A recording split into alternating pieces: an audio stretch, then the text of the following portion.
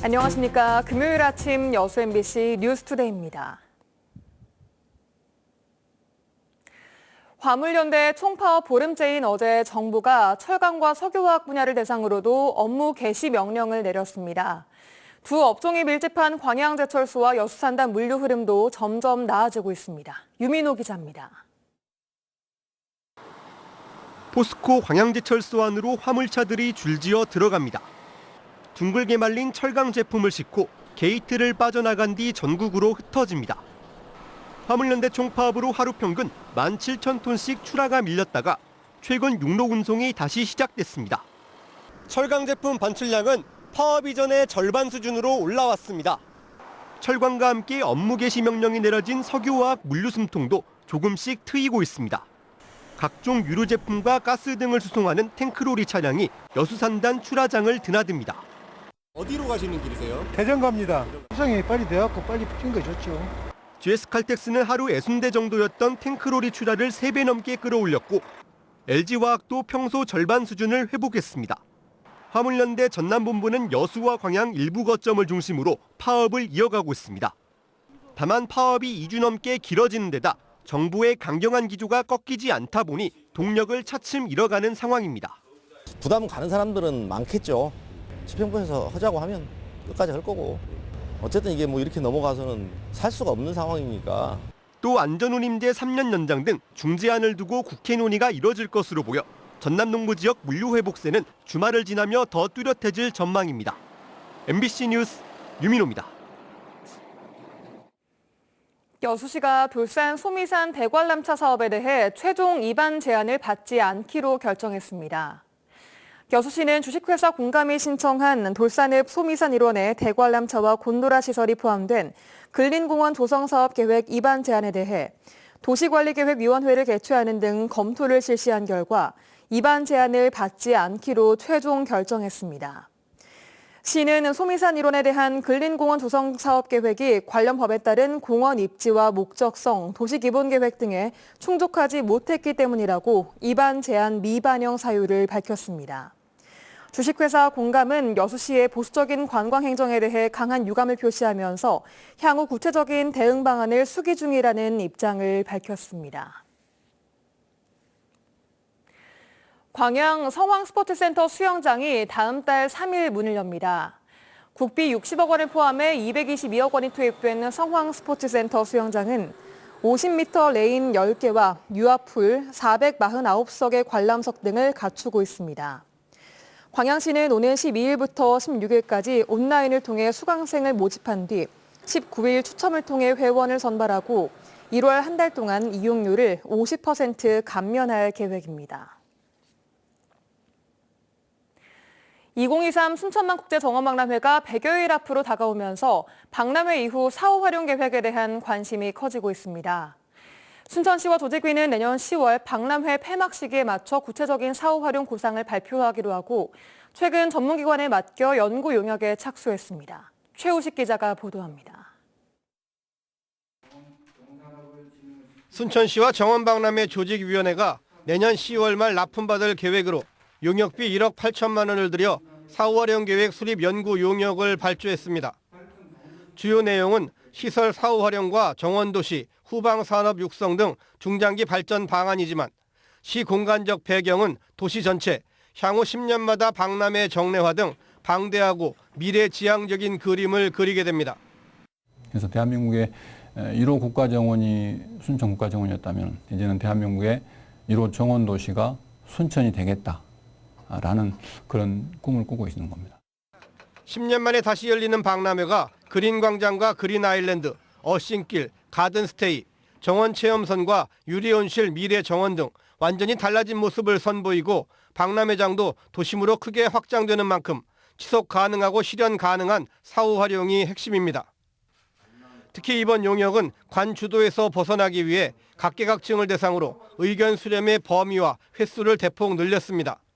시민 관광객 설문조사와 시민공청회, 전문가 워크숍, 전국민 아이디어 공모전과 직원 정책 제안은 물론 상시 의견 수렴을 위한 민간합동 TF팀도 운영돼 다양한 요구들이 스며들도록 했습니다. 또 순천시의 도시계획과 관광, 문화, 산업, 일자리 문제, 여기에 지역의 자원과 시대의 흐름을 더해 남해안권의 혁신 방향을 제시한다는 구상입니다. 박람회라는 굉장히 중요한 목적이 수도권 벨트의 저 문제점들을 나누어서 칠 수 있는 부분이 저는 남해안 벨트뿐이라고 생각합니다. 여기에 우리가 허브 기능을 할 수 있도록 판을 짜줘야 돼요. 결국 내년 국제 정원 박람회를 준비하고 성공적으로 개최하는 모든 과정들이 박람회 사후 활용의 의미를 넘어 도시 전체를 아우르는 변화의 청사진이 될 전망입니다. MBC 뉴스 최우식입니다. 지역의 산간 도서 벽지에는 아직도 인터넷이 안 되는 곳들이 많습니다. 회선이 들어오지 않은 건데요. 귀농 귀촌인들이 CCTV나 스마트팜 등 농사를 짓는데 애를 먹고 있습니다. 이 같은 정보 사각지대를 줄이기 위해 지자체가 인터넷 보급에 나섰습니다. 강서영 기자입니다. 순천시 별량면의 한 모기버섯 재배 농가. 당초 스마트팜을 통해 재배한 버섯을 온라인으로 판매하는 계획을 세우고 귀촌했지만 정작 농가 근처에 인터넷 회선이 설치돼 있지 않아 이 모든 것이 어렵다는 판단을 받았습니다. 다행히 지난 9월부터는 정부와 지자체, 통신사의 지원으로 초고속 인터넷이 설치되면서 원격으로 온습도를 조절하는 스마트팜 기술이 가능해졌습니다. 외부에 나갔을 때도 저희가 이제 농장 상황을 그 인터넷 핸드폰을 통해서 이제 볼 수 있고 그 농장에 이제 인터넷이 없어서 인터넷을 찾아서 다녔어야 되는데 활동하는 데 있어서 좀 더 자유로워졌죠. 인터넷 회선이 들어오지 않는 순천시 월등면의 또 다른 산양삼 농가. 임산물 도둑이 기승을 부리면서 CCTV로 밭을 실시간으로 감시하기 위해 인터넷 설치를 시도했지만 수천만 원의 견적이 나와 포기해야만 했습니다. 지금은 급한 대로 단말기를 통해 무선 인터넷을 당겨 쓰고 있습니다. 가격대가 너무 커서 이제 안 하고 있다가 시청에서 그렇게 무선 인터넷을 일단 먼저 쓰자 이래서. 이처럼 인터넷이 들어오지 않아 지자체의 지원을 요구한 귀촌 농가는 순천시에만 100가구가 있는 것으로 알려졌습니다. 과학기술정보통신부와 기간통신사업자 연계하여 농어촌 초고속 인터넷망을 구축하고 있으며 구축 불가 지역은 LTE 무선 단말기를 임대하여 무상으로. 순천시는 공공 와이파이를 농어촌 마을회관과 경로당까지 확대 구축하고 단독 가구까지 초고속 인터넷을 확대하는 등 정보 사각지대 해소를 위한 대책을 마련하고 있습니다. MBC 뉴스 강서영입니다. 순천시가 도시공원 일몰제로 추진해온 망북지구 민간공원 조성 특례 사업이 법원의 환경영향평가 무효 판결로 사업이 무산됐습니다. 순천시에 따르면 환경영향평가를 받아야 하는 봉화산 공원 사업에 대해 평가를 거치지 않고 이루어진 실시계획 인가처분이 무효라는 법원의 판결에 따라 도시공원 일몰제에 따라 2016년부터 추진해온 망북지구 민간공원 조성 특례 사업은 무산될 전망입니다. 순천시는 이와 함께 삼산공원의 사업에 대한 실시계획 인가처분도 무효 확인 청구 소송이 결심 공판을 앞두고 있어 법원의 판단을 예의주시하고 있습니다. 해양 오염물질 저장시설의 설치와 운영을 민간도 가능하도록 하는 해양환경관리법 개정안이 국회에 발의됐습니다.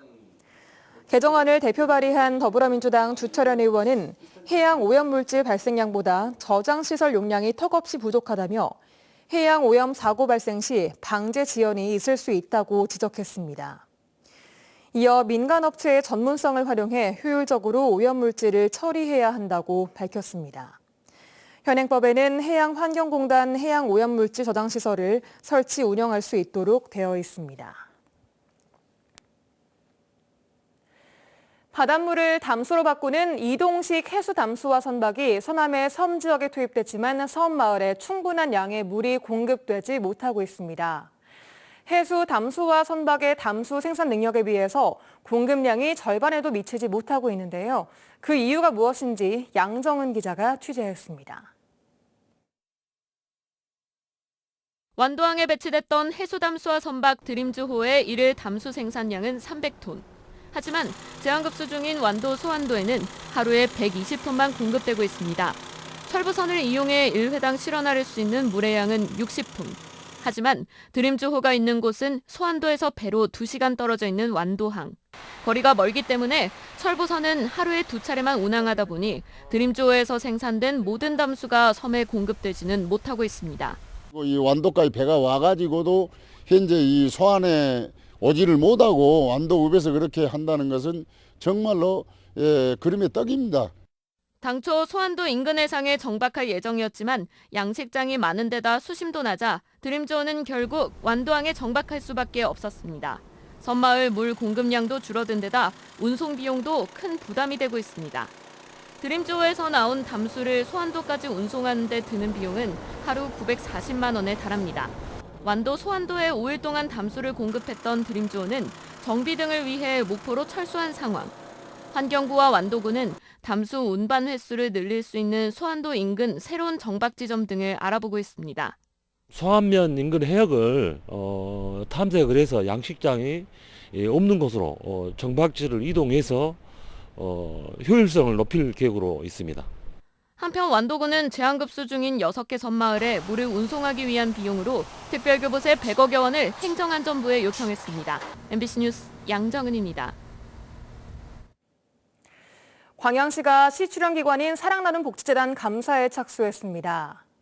광양시는 사랑나눔 복지재단 관련 자료를 넘겨받았으며 운영 전반에 대한 내용을 살펴볼 계획이라고 밝혔습니다. 광양시의회는 최근 행정사무감사에서 재단 목적 외 사업비 집행과 방만한 인건비 책정, 수혜기관 선정 과정의 문제점 등을 지적한 바 있습니다. 노관규 순천시장이 한국공공자치연구원이 주최하고 지역정책연구포럼이 주관한 2022 올해 지방자치 CEO로 선정됐습니다. 노 시장은 14년 전 대한민국 생태수도 순천이라는 브랜드를 만들어 국내 첫 정원 박람회를 개최하고 세계 최초로 흙두루미를 위해 전봇대 282개를 뽑아 순천만을 글로벌 생태 관광지로 만든 것이 높은 평가를 받아 전국 30만 명 미만 중소도시 시장 부문에서 최종 수상자로 선정됐습니다.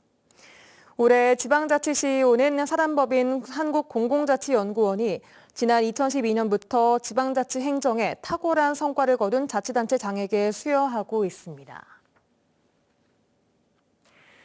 여순 사건의 희생자와 유족에 대한 국가의 합당한 보상 책무 규정을 신설하고 진상규명 신고기간 삭제 등을 골자로 하는 여순 사건 특별법 개정안이 발의됐습니다. 더불어민주당 소병철 의원은 어제 이 같은 내용의 특별법 개정안을 대표 발의하고 이는 지난 10월 여순 사건 위원회가 대한민국 역사상 최초로 희생자 45명과 유족 214명을 공식적으로 심의 결정함에 따라 다음 단계인 합당한 보상 규정 마련이 무엇보다 시급한 데 따른 후속 입법이라고 밝혔습니다.